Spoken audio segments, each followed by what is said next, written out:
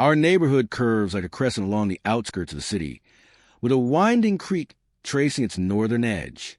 That creek acts as a natural barrier. No houses can be built past it. The lots nearest the water were quickly bought when the development opened. Our home, however, is set a bit further in, closer to the city side.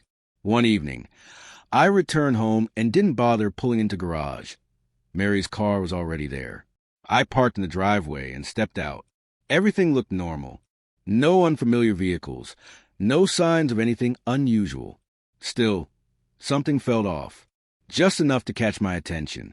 I raised my phone and took a few quick photos before heading toward the back entrance. Inside, I locked the door behind me. Mary was already home, lounging comfortably in a robe.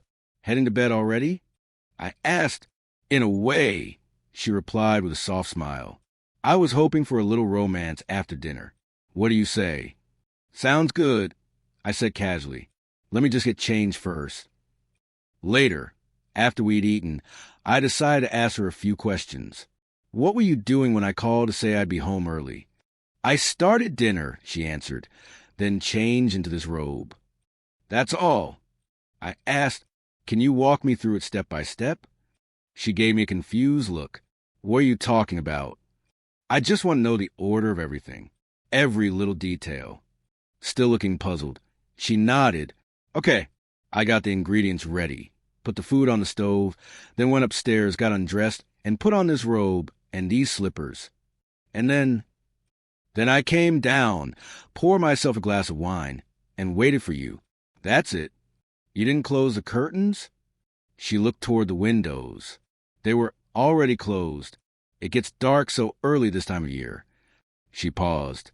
Why are you asking all these questions? We'll come back to that, I said. But for now, take off the slippers. The house is warm enough, don't you think? If you say so, she replied, slipping them off. I took her hand and guided her into the bedroom. Did you change in here? Obviously. And where are your panties? I asked. She blinked. What? You heard me. She walked to the bathroom, opened the laundry basket, and pulled out a pair of panties from the bottom. Here, she said, her tone defensive, like she already knew what I was thinking. I took them from her hand. Why were they all the way at the bottom? I asked. I don't know, she replied sharply. Oh, you know, I said, turning them inside out. Look, there's nothing to see, she snapped. There is, I pointed. They're damp. She rolled her eyes. I told you, I was feeling turned on earlier. That's it. Well, it doesn't seem like that's the case anymore. I muttered, tossing them aside. I led her into the bathroom. The shower floor is still wet. Did you shower after my call? Yes, she answered, clearly annoyed. So what? You said you'd walk me through everything, but you didn't mention the shower. Oh, come on, she said. How was I supposed to know you wanted every tiny detail? I rinsed off to feel fresh for you, but I guess none of that matters anymore, does it? She sighed, the frustration heavy in her voice. Let's go downstairs, I said, guiding her out of the bathroom, barefoot and quiet. She followed me to the front door. I opened it wide. She glanced outside, then said softly, I didn't realize it had started snowing. It stopped already, I replied, but it began just as I left work. Do you see those footprints in the snow leading away from a house?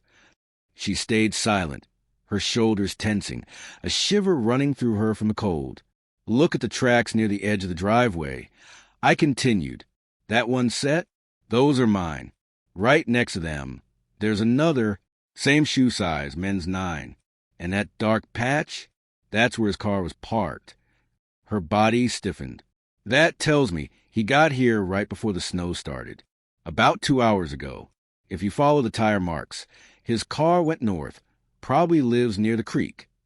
I can explain if you want me to, she said carefully. No need. I cut in. He parked in our driveway. He was here today. You slept with him after I called to say I'd be home early. Am I wrong? She didn't say a word. Her silence was louder than anything. Thought so.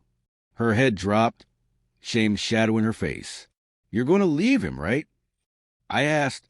Yes, she whispered. Good, I said. Then go and tell him. I pulled the robe from her shoulders. My eyes lingered on her bare skin. A final glance at the woman I thought I knew. Then, without another word, I pushed her out into the cold and locked the door behind her. Just like that, 32 years of marriage ended. If you enjoyed the story, tap the like button, subscribe for more, and don't forget to click the bell icon so you never miss an update.